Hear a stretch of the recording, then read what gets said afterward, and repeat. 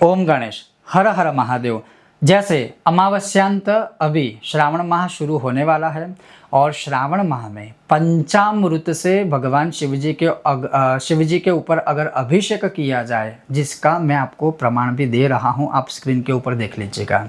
तो भगवान स्वयं ही कहते हैं सनत कुमारों को, जो कोई भी मनुष्य श्रावण माह में पंचामृत से अभिषेक करता है या पंचामृत का पान करता है, अर्थात पंचामृत पीता है पूरे महीने तक, वह स्वयं ही कैलाश में निवास करता है, रुद्रलोक में निवास करता है, शिव प्रिय भक्त बन जाता है। लेकिन पंचामृत बनाने की सही विधि क्या है, मैं आपको संस्कृत श्लोक शास्त्रों के प्रमाणों के साथ बताऊंगा, श्रवण करवाऊंगा और मैं दिखाऊंगा कि कैसे पंचामृत बनाया जाता है। तो अवश्य आप उसी प्रकार से भगवान को अभिषेक करने के लिए पंचामृत बना सकते हो। क्योंकि जैसे हम रसोई बनाते हैं, भोजन बनाते हैं, किसी भी भोजन में अगर नमक ज़्यादा हो जाएगा तो क्या आप चलाओगे? मिर्ची ज़्यादा हो जाएगी, क्या आप चलाओगे? मतलब भोजन का जो स्वाद है वो इनबैलेंस हो जाएगा, तो क्या हमें पसंद आएगा? उसी प्रकार से इस विषय में देखो, भगवान है, भाव के भूखे हैं, भगवान कुछ कहते नहीं है, इसका मतलब कई लोग ये ना सोचे कि नहीं भाव से भक्ति से कुछ भी नहीं होता है।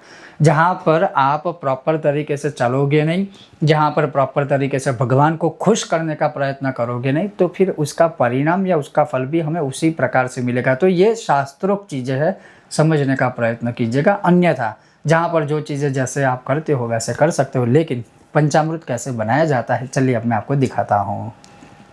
तो सर्वप्रथम मैं आपको प्रमाण जो दे रहा हूँ, आप वो स्क्रीन पर पढ़िए और सुनिए। पंचामृतम दधिक्षीरम सीता मधु घृतम स्मृतम गोदुग्धेन इव दधिना गोघृतेन समन्वितम गंगा जलेन मधुना युक्तम पंचामृतम प्रियम। अर्थात धन्वंतरी जो हेमाद्री में कहते हैं कि गौ माता का दूध, गौ माता का घी, दही, मधु, गंगाजल और शर्करा, ये 5 चीज़ें मिलाकर जो है वह पंचामृत बनाया जाता है या बनता है। मतलब 5 या 6 चीज़ें, जिसमें गंगा जल भी आता है और कई जगहों पर गंगा जल जी का भी प्रयोग किया जाता है।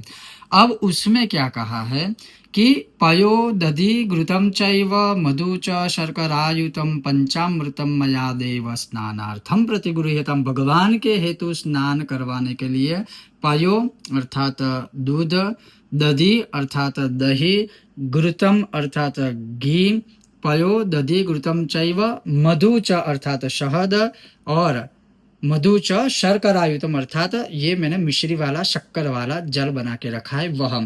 तो दूध, दही, घी, शहद और शर्करा युक्त जल, ये 5 चीजें मिलाकर जो बनाया जाता है वह है पंचामृत। लेकिन अब स्कंद पुराण क्या कहते हैं कि पंचामृत तो ठीक है, ये 5 चीजें या 6 चीजें मिलाकर आप बनाए सकते हो या बना सकते हो, लेकिन इसका प्रमाण क्या है, मतलब परिणाम क्या है, परिमाण क्या है, मतलब उसका नाप क्या है। तो क्षीरा दशगुणम दध्ना घृतेनैव दशोत्तरम मधुना तद्दशगुणम सीतया तु ततोधिकम। अर्थात दूध से, यह दूध है, दूध से 10 गुना दही, अगर मैंने यहाँ पर 2 चम्मच दूध लिया है तो उससे 10 गुना दही, 10 गुना जो दही है उससे 10 गुना गौ माता का घी, अगर 10 गुना गौ माता का घी है तो उससे 10 गुना शहद अर्थात मधु, और अगर मधु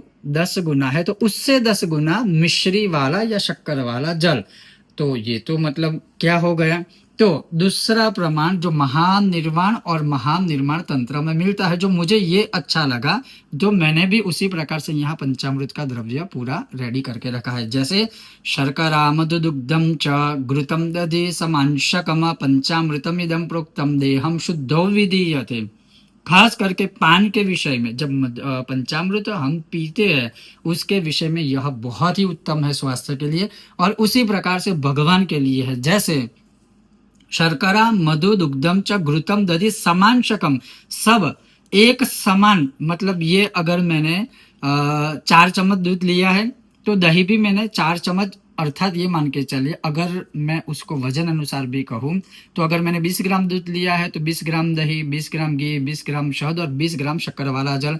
अगर मैंने 2 चम्मच दूध लिया है तो 2 चम्मच दही, 2 चम्मच गौ माता का घी, 2 चम्मच जो है शहद और 2 चम्मच शर्करा वाला जल। अब ये हो गया एक समान सारा, ना कोई अधिक है ना कोई कम है। और यह पांचों के पांचों द्रव्य जब किसी एक बड़े पात्र में हम मिश्रित करेंगे तब समान शकम एक समान पंचामृत हो जाएगा। और उसी पंचामृत से भगवान शिव जी के ऊपर या किसी देवी देवता के ऊपर अभिषेक भी किया जाता है और उसी पंचामृत को हम पी भी सकते हैं। तो पंचामृत अगर बनाते हो तो ये ध्यान अवश्य रखिए। और मैंने आपको प्रमाण के साथ बोला है, जो शास्त्र कहते हैं, जो शास्त्रों में लिखा है, तो अवश्य आप भी अपने घर में पंचामृत इस तरह से बना सकते हो। अब गंगा जल जो प्रमाण आया था पहले, जो मैंने आपको श्रवण करवाया, हाँ आप एक बूंद उसमें गंगा जल चाहे तो उसमें मिश्रित कर सकते हो, लेकिन वो कंपलसरी नहीं है। अगर गंगा जल नहीं है, ये 5 चीजें भी मिलाकर आप पंचामृत बनाएंगे तो चलेगा।